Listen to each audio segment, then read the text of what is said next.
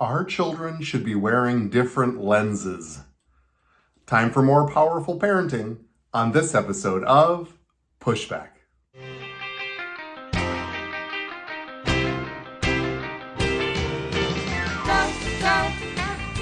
Go, Jonny, go, go. Go, Jonny, go, go. Go, Jonny, go, go. If you're concerned about the direction our culture is heading, then maybe it's time to push back.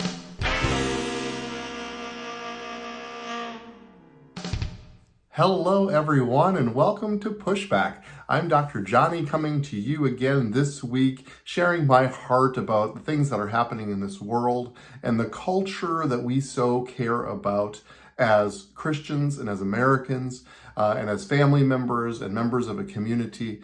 It's so critical that we are connected to one another. And my heart in this podcast is to give you and your children language to engage this world effectively and bring real change, because that's what we're here for. I began a series called Powerful Parenting, and I want to continue that this week. Last week I talked about woke is no joke, and this woke culture that is being obviously exposed to our children, and giving them language and strategy to be able to speak about it. And we're doing that as a family as well, sitting down and talking about these things. I talked about using the example of taking the stand. It's taking a stand in the fact that our children are Christian in a secular world and needs to be able to take a stand and be able to know when they're asked questions to have answers. That's what the Bible says. But I also like to just do the play on words that they're actually taking the stand, because they're going to be questioned, they're going to be cross-examined by this world. And unless they have answers, unless they've been prepped by their attorneys before questioning, they may fumble and bumble and not know exactly where they stand or how they stand. And so our job as parents is to prep the witnesses, to give them the answers, to help them formulate their own answers to these difficult questions that the world is proposing to them. And so I've developed this top 10 list of things that I'm going to go through depending on what's happening in this world. Maybe in order, maybe out of order, here and there. But I want to make sure to get through this list. And let me go through these really quick. Today we're going to talk about origins and evolution, and I think it's one of the most critical, important topics of our time that sometimes gets brushed under the rug, so I will get back to that. We talked about woke and compromising pressures last week. I want to talk about broken homes, divorce, fatherlessness, relationship navigation in a world of social media, dating pressure, sexual pressure, foul language, pornography, violence, drugs, and alcohol. Those are my top 10 list. Sounds like a great list, doesn't it? And it's not to bring fear or to be super negative, but actually quite the opposite. I explained last week, and I really feel like this is from the Lord, that our children, our role as children is to be uncompromising in what they believe, but also to be a mediator in this world. So often this world likes to pit us against each other and have us take sides. Now, I understand that oftentimes there is an unrighteous side and a righteous side, and we should be uncompromising in that. But our role here on this earth is to actually find ourselves in the middle of those issues and actually bring real healing, real conversation, to actually be the mediators of this world that actually brings reasoning and life and wholeness and restoration to the conversations, not just cross our arms and turn our backs on this world. That's the fire behind this podcast. If we do that, then we've actually accomplished nothing, and the enemy is actually won, because he's made us impotent. He's made us ineffective here on this earth. And that's not why we're here. We are here to actually bring mediation, to actually bring the role and the ambassadorship of heaven here on this earth, so that we can be injected into these conversations and actually bring real healing. And I believe with my whole heart that our children can be those people, with training and with understanding, with discussion and with intentional, purposeful, powerful parenting, that we can actually inject the culture of heaven into our children so that they can receive that, so that when the world comes up against them, it feels countercultural. It doesn't feel right. Isn't that what we want for our children? Not to be swept away or to be kind of the frog in the boiling pot of water that it just slowly gets turned up and the kids never know that all of a sudden they're being boiled. But to be aware from the very beginning. So that is my heart. Before I get too into this, I do want to remind everybody to vote. It's coming. I know early voting is starting in some states as well. This is critical. I believe, the Democrats are trying to say that abortion is going to be this issue that fires up Democrats. I believe abortion is going to be the issue that fires up Republicans and gets conservatives and pro-life people to actually go to the polls. And actually the data is actually showing that the support there is actually growing faster than the pro-abortion side of things. And so that's what excites me. It's been a year that we will never forget. And we need to go to the voting booths and vote on behalf of life. And that we are thrilled and excited about what's happened from the Supreme Court, but that there's so much more work to be done. And we need to put legislators into position to actually bring this even further. And we can do that, and we can show that with our vote. So there's your pep talk. So, evolution is presented into our culture as fact.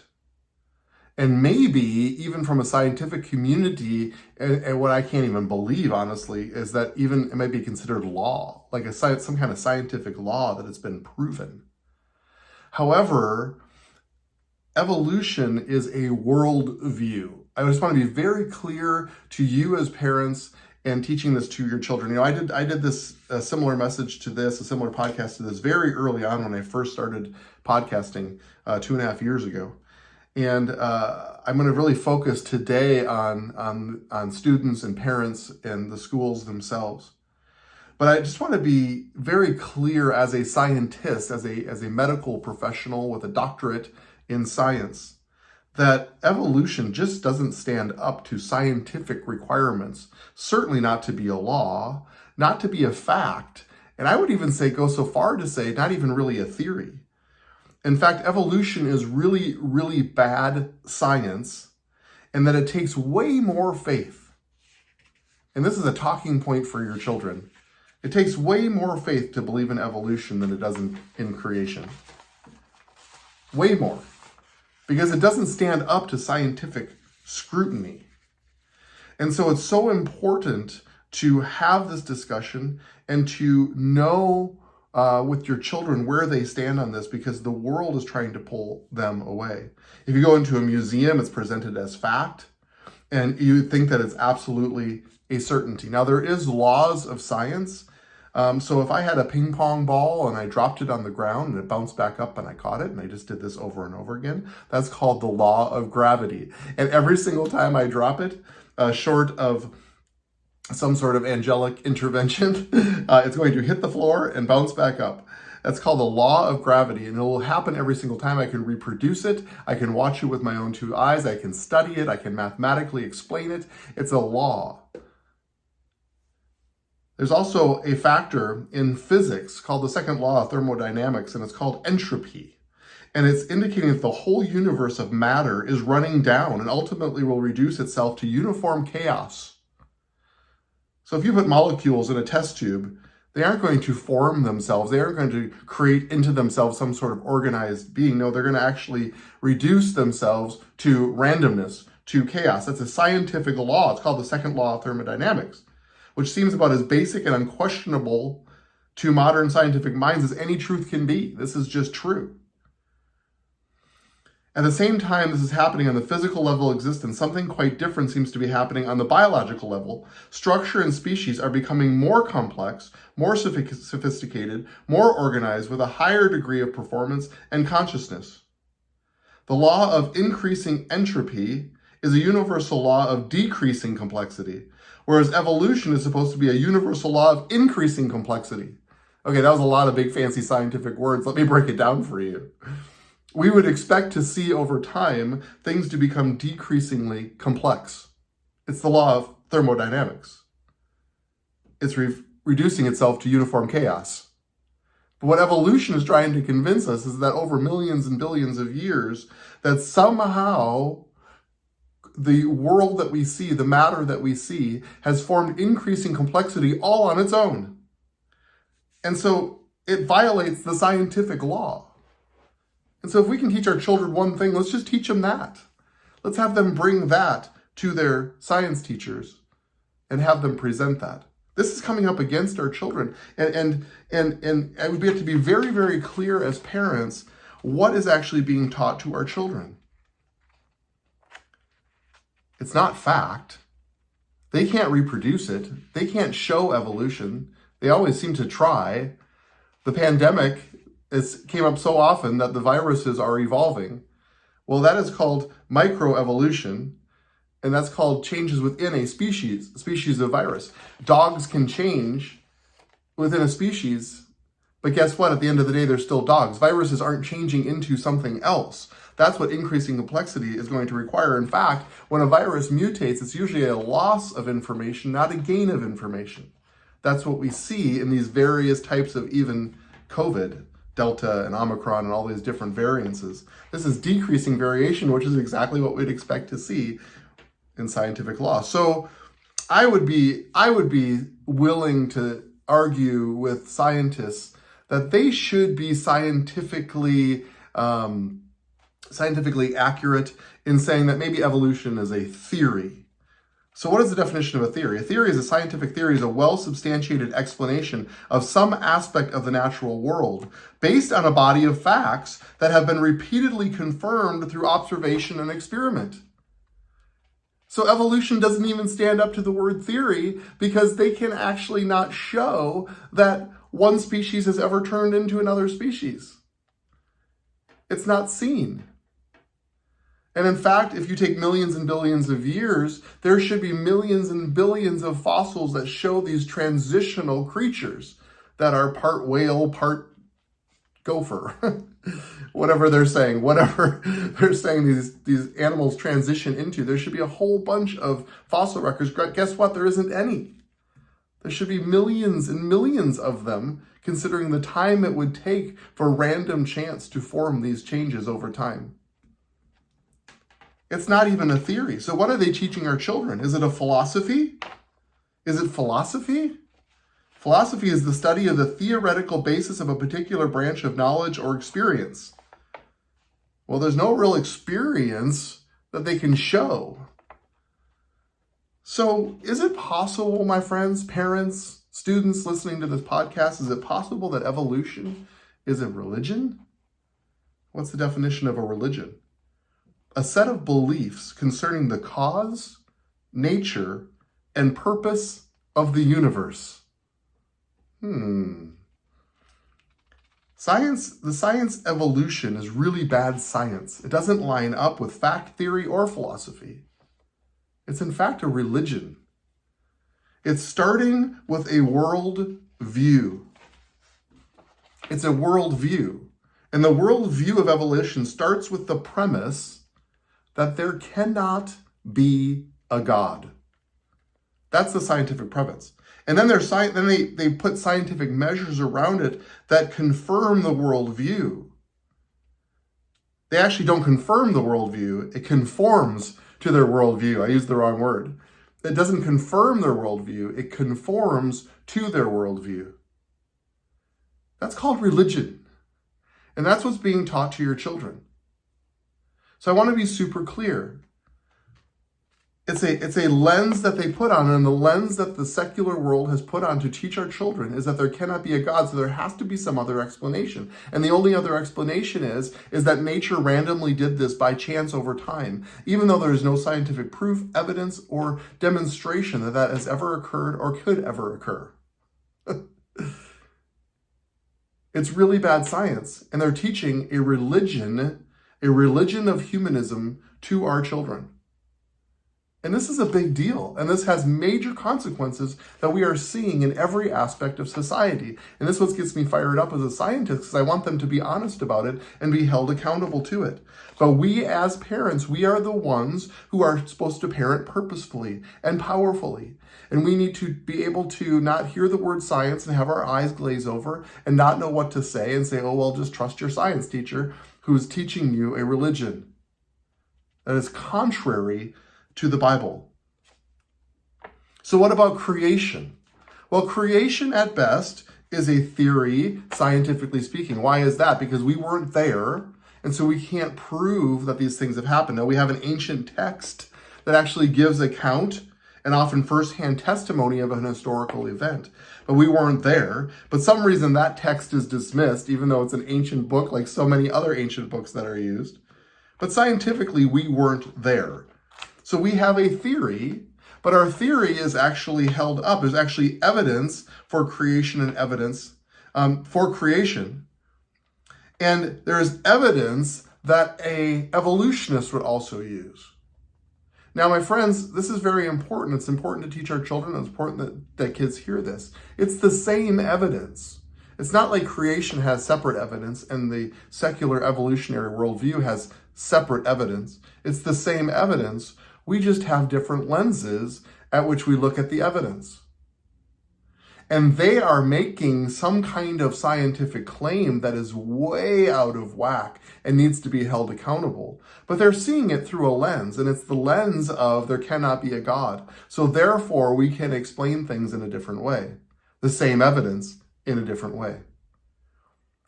Creationists don't have different evidence. We're still looking at fossils. We're still looking at the age of the earth that we think is younger, that lines up with biblical truth. And we're looking through those lenses, and it all really seems to line up in a beautiful, powerful way. We shouldn't be surprised.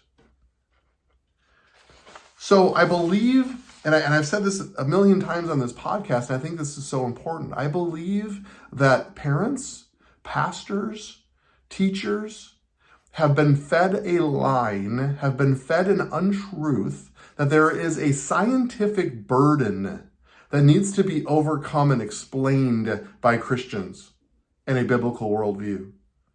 And I am here to tell you on this podcast, to tell you as parents, to tell you as students, as children, that there is no such burden. The Bible can be believed at face value for what it is, and Genesis is true, and that the earth is young, and the Bible isn't there to try to confuse us or to try to implement small little changes in time in between the dots and the commas. No, the Bible is telling us what happened from the beginning of time, and it can be trusted and it can be true, and it's critically, critically important. When I gave this podcast before, I talked about just the scientific nature and being hold scientists accountable. That's not the purpose of this podcast. But I want to talk about the implications of this and why this is so stinking important that our children understand that the Bible can be trusted. Let me talk just specifically about public schools that are teaching the religion of evolution. What are they teaching? They are teaching a lifeless, purposeless, hopeless existence to our children every day. Do you think that's important? I think that is critically important to understand. Our children are not stupid, and they are hearing the dogma of the religion, and they are being told that they are lifeless and purposeless, that their life is formed out of a primordial soup, and they are a result of time plus chance. No higher reason or purpose for living. Then the administrators of the school want the children to live with respect, hope, purpose, and adhere to some sort of moral code toward one another. Why would they do that? Why are there mass shootings in schools? It's not about gun control. It's not about video games. It's we are raising children without value for life. This is a real problem. And the only answer is a real scientific alternative to the religion that they are preaching. Alternative theories. What are you afraid of, public school? What are you afraid of in bringing forward truth or alternative ideas? Because if you really are a scientist, you would understand that what you are teaching is not only baseless, but not scientifically sound. You could argue it as a theory, and honestly, I would be okay with that. And let the kids decide. Let the kids decide what lines up. But this is a real problem. And if parents, if you're not if you're not purposeful and powerful about explaining to the children what they are learning in their science class, which has now trickled into history and social studies and math and all of these other areas now that are being influenced by the fact that we are in a purposeless world.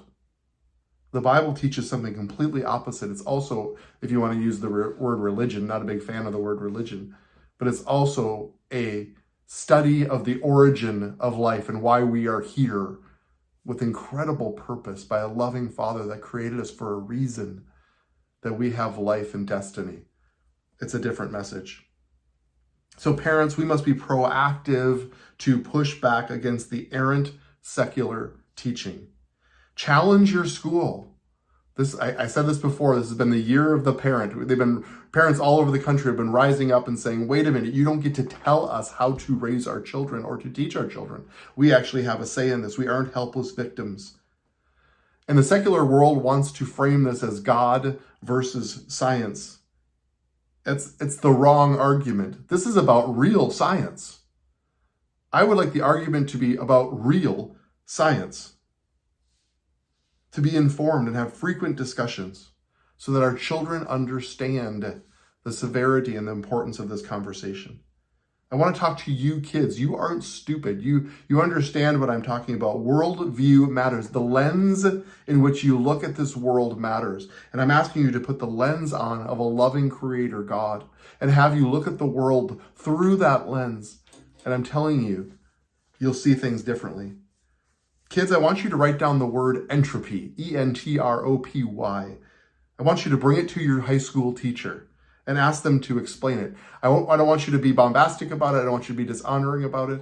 But I want you to ask questions. Ask open-ended questions and make them defend their position. How do you explain the fact that there's a scientific law that only life can beget life? How do you explain that? How does life form spontaneously when it's a scientific law that only life can beget life? How do you explain this scientifically when matter actually forms towards chaos, not an organized creation?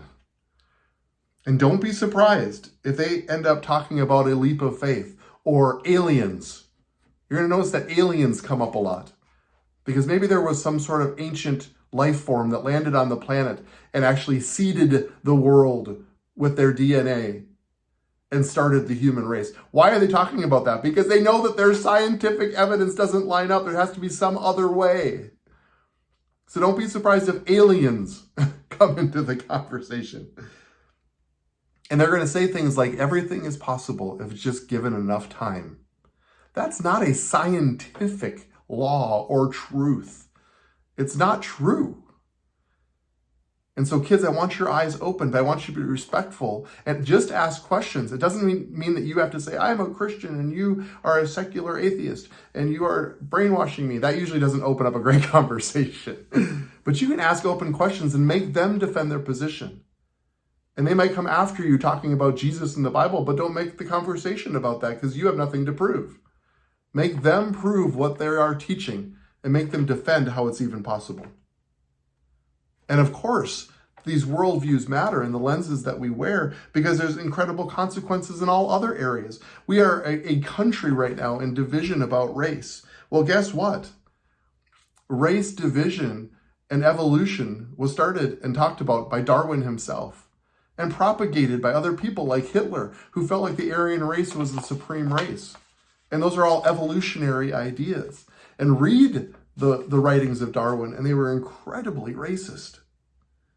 What about just life? If a baby is just a fetus and it's just tissue that's also formed purposely and hopelessly, then why can't we just snub it out? You see that the abortion mindset is a lifeless mindset, not understanding the role of a creator. It's just survival of the fittest. My pleasure is all that matters, and there's no moral code. And my friend, that's about the scariest thing and the scariest way our society can live. Worldview matters. The lenses that you wear matters. Origins matter. And I will continue to talk about this on this podcast. I encourage you to go to Answers in Genesis. Go onto their website, go to their museum, learn about what they are teaching scientifically about the accuracy and the truth of the Bible. It'll make it secure in your heart. If you're questioning it, or if you think, wow, I opened my scientific textbook and it sure sounds like they're making it sound like this is fact and truth. Explore and learn a different lens. Parents, it's critically important that our kids are debriefed, that after they go to their science class and they learn biology and they learn physical science and the things that they are being taught in school, that we as parents are knowledgeable enough and aware enough to be able to remove that veil of untruth and lies that are being taught and inject into our children hope and life and purpose. It's critical. So this is another episode of Powerful Parenting, and I just want to just release that over you parents. Don't be intimidated by scientific arguments. These are just simple little things that we can talk about, but at the root of it is purpose. Purpose and hope that a loving father injected into our children. So let's have a real discussion. Play this for your children. Have them listen to this conversation. Talk to them, and then put them on the stand and say, what are you going to say when people laugh at you and say, you are a creationist? Do you believe that the earth is young? What are they going to say? Ask them real questions and work through it as a family so that they have a dialogue, they have a transcript in their brain that they can use to bring real, honorable answers to a world that's asking real questions. That's what we're here for. And thank you for listening to me again this week. It has certainly been my pleasure. So until next week, let's go together now to set and shape the culture.